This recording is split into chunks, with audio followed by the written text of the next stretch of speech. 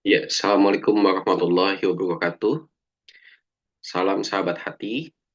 Kali ini kita akan membahas tentang bagaimana cara untuk pendekatan kepada anak. Untuk pendekatan kepada anak, kita tidak langsung untuk menyuruh anak. Contohnya misalnya, hei, kamu belajar, nyapu, ngepel, ataupun misalnya mendapatkan nilai anak kita yang kurang baik, kemudian ditanyakan langsung kenapa. Itu akan menjadikan kita dan anak kita itu ada jarak di antara anak kita dan anak kita. Kemudian lagi, untuk yang dilakukan adalah kita harus masuk ke dalam dunia anak terlebih dahulu. Bagaimana cara masuk ke dalam dunia anak?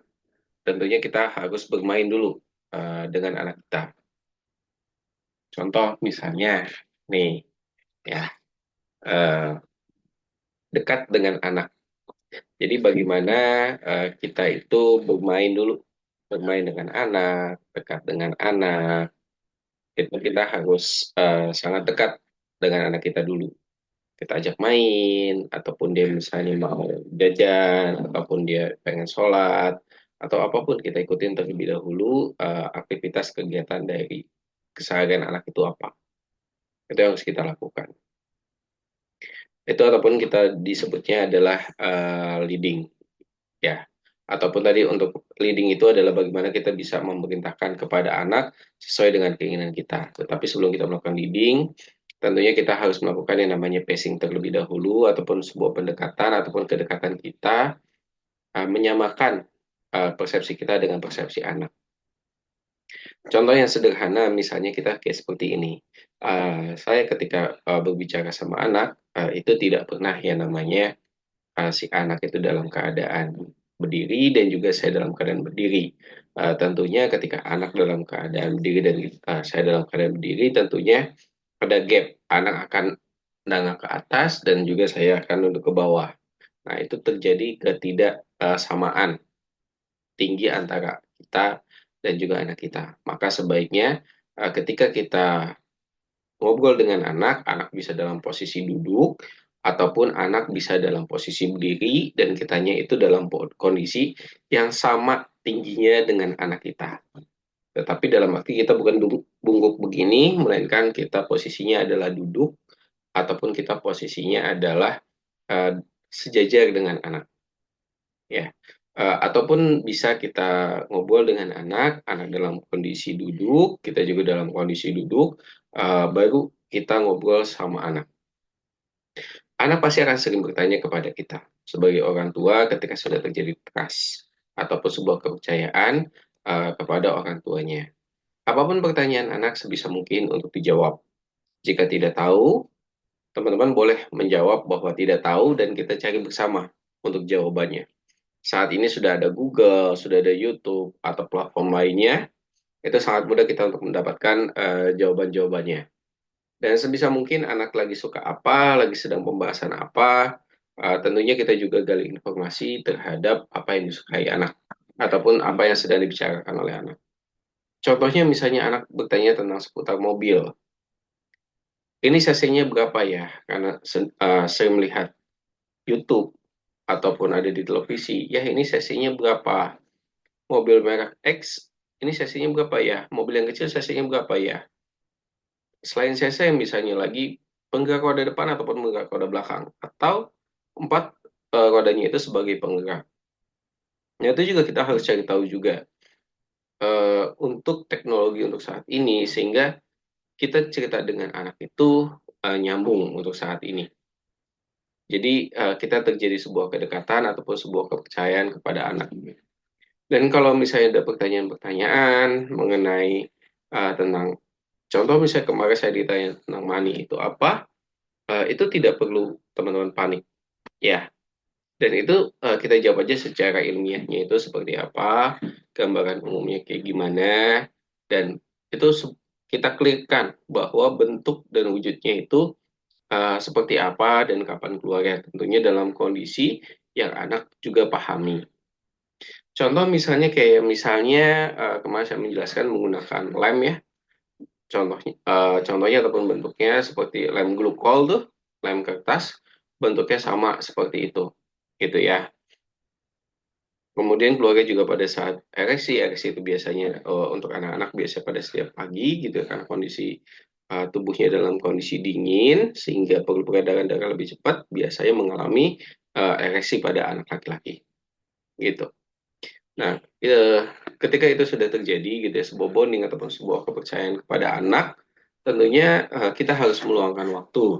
Memang sulit sebagai orang tua untuk meluangkan waktu ataupun kita bekerja ya, kita kesulitan terhadap waktu kita, tapi tentunya kita benar-benar harus meluangkan waktu untuk anak. Satu, waktu untuk belajar, ataupun dua, waktu untuk curhat, gitu ya, ataupun waktu untuk bermain untuk anak. Kita sediakan waktu buat mereka. Contoh misalnya lagi untuk malam hari, sebisa mungkin kita tinggalkan pekerjaan kita tinggalkan aktivitas kita, dan kita belajar bersama dengan anak. Ya, buka pelajaran-pelajaran di sekolahnya, kemudian lagi ajarkan pelajaran-pelajaran yang ada di sekolahnya.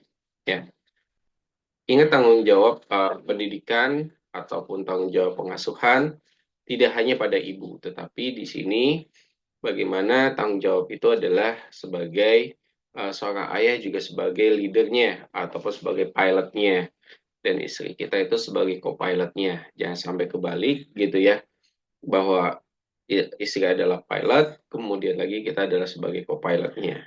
Karena di sini pun bagaimana Allah menceritakan bagaimana di dalam Al-Quran gitu ya, Quran surat Luqman, Luqman kepada anaknya, bagaimana cara mendidik anak pun itu cara mendidik ayah kepada anaknya. Kemudian lagi Nabi Ibrahim dengan anaknya pula gitu ya, bagaimana Ibrahim itu membuat anaknya ikhlas untuk menjalankan perintah Allah, itu juga pun kepada seorang ayah, bukan kepada seorang ibu di sini. Jadi sebaiknya kita benar-benar sangat dekat ataupun kita mengajarkan benar-benar tentang akidah kepada anak gitu ya. Itu juga adalah tanggung jawab dari seorang ayah. Nah, ini misalnya contohnya gitu ya, saya membuat video itu juga sangat dekat dengan anak waktu malam hari gitu ya. Waktu senggang saya, anak-anak sebelum pada tidur, ini juga kita sempatkan untuk bermain bersama ataupun membuat video bersama atau yang lainnya. Ingat, tanggung jawab pengasuhan itu ada di seorang ayah, dan ibu adalah bagaimana sebuah support sistemnya itu berjalan dengan baik, melainkan itu ada di seorang ayah. Terus kemudian lagi sebisa mungkin ketika kita berangkat kerja gitu ya, kita mengantarkan terlebih dahulu, tapi kalau misalnya tidak sempat, ya sebisa mungkin kita pulang, kita benar-benar dekat dengan anak sebagai tempat curhatnya. Kemudian lagi kita tanyakan hal-hal yang sangat sederhana. Tadi di sekolah ngapain, ada apa, kemudian lagi jam pelajaran di sekolahnya itu kayak gimana, di pelajaran pertamanya itu seperti apa. Jadi di sini kita gali satu persatu bagaimana agar anak ini mau bercerita kepada kita. Tadi ya, bagaimana untuk diawalinya tentunya kita juga harus memberikan waktu yang cukup buat anak. Selain tadi malam harinya gitu ya, Sabtu ataupun Minggu, kita bermain juga sama anak. Contoh misalnya anak-anak kita udah pada besar gitu ya, udah bisa main sepeda bareng, kita bisa main sepeda bareng dengan anak kita tentunya ya, dengan anak-anak kita gitu ya. Kemudian lagi kita main, kita jajan bersama dengan anak. Itu hal-hal yang sederhana, tidak memerlukan waktu yang banyak dan juga tidak memerlukan dari sisi finansial yang cukup banyak gitu ya. Nah, kayak gini kita juga misalnya hal-hal yang sederhana seperti ini gitu, kita membuat video gitu ya, anak dekat dengan kita masuk ke dalam video kita nggak ada masalah gitu ya. Bagaimana sebuah kedekatan kita dengan uh, anak kita, luangkan waktunya gitu ya, bangun kepercayaan dirinya. Ingat, membangun sebuah kepercayaan diri pada anak itu tidaklah mudah. Bagaimana seorang ayah harus memfasilitasi mampu untuk anak-anak itu mampu untuk mengangkat tangan untuk bertanya, kemudian lagi untuk menjawab ke depan gitu ya, ketika ada eh, guru bertanya siapa yang berani untuk maju ke depan, itu adalah sebuah tantangan kepercayaan diri eh, buat anak ya.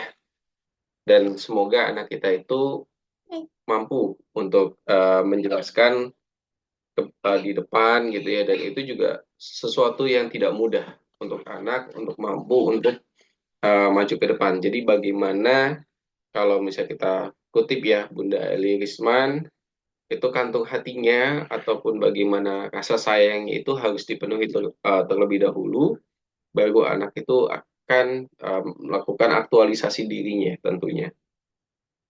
Kemudian lagi tidak hanya di kelas tentunya, kemudian lagi tantangan berikutnya misalnya dipanggil untuk naik ke panggung gitu ya. Itu juga bukan hal yang mudah buat anak. Tentunya kandung cintanya itu harus kita penuhi terlebih dahulu. Bagaimana kita yakinkan kepada anak kita untuk bisa maju ke depan, ya, untuk melakukan sebuah aktivitas di panggung. Untuk anak-anak kecil itu tidaklah hal yang mudah gitu ya. Bagaimana mereka bisa mengekspresikan kemampuan mereka dengan menampilkan kepada orang lain. Itu bukan hal yang mudah. Kita tentunya harus akrab dulu sama anak-anak kita, bagaimana kita dekat dengan anak-anak kita. Nah, itu baru anak-anak kita itu dia akan mampu untuk mengaktualisasi diri. Jadi, kalau misalnya ada anak yang tidak dekat dengan orang tuanya ataupun suka iseng gitu ya di sekolah, tentunya kita pertanyakan kedekatan antara anak dengan orang tuanya. Ciptakan kedekatan itu gitu ya. Kayak misalnya contoh anak mampu untuk maju ke atas panggung, kemudian lagi sendirian mampu untuk membaca meskipun hanya membaca gitu, membaca di atas panggung, itu juga udah hal yang baik gitu ya. Dan juga jangan lupa kita berikan reward and punishment pada anak itu sangat efektif. Bagaimana ketika anak itu salah, tentunya kita berikan punishment kepada anak kita. Dan juga ketika anak kita baik gitu ya, sesuai dengan ekspektasi kita, tentunya juga tidak ada salahnya kita memberikan reward kepada anak-anak kita. Jadi di sini bagaimana cara kita dekat dengan anak, balik lagi ke dalam passing and leading.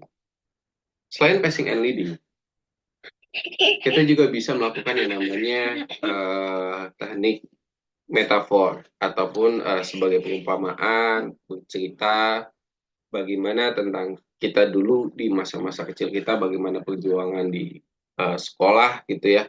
Selain perjuangan di sekolah, kemudian lagi perjuangan kita untuk berubah, change ya. Bagaimana dulu kita menjadi lebih baik tentunya, dan itu menjadi sebuah cerita juga kepada anak kita. Jadi cerita-cerita yang baik, ataupun cerita-cerita dongeng, ataupun cerita-cerita memang fakta yang dialami oleh kita ataupun keluarga kita, itu bisa sebagai contoh kepada anak kita. Dan itu bisa diambil sebagai pelajaran juga ya, buat anak kita bagaimana menumbuhkan rasa percaya diri kita kepada anak gitu ya. Jangan sampai contoh misalnya kayak gini, modeling terhadap YouTube gitu ya. Modeling terhadap YouTube itu jauh lebih besar dibandingkan dengan kemampuan kita dalam pengasuhan. Ini contoh misalnya goyang-goyang gitu ya. Nah, itu kan dibawa oleh sosial media. Nah, itu juga contoh yang misalnya kita harus lakukan behavior modification ataupun modifikasi perilaku gitu ya.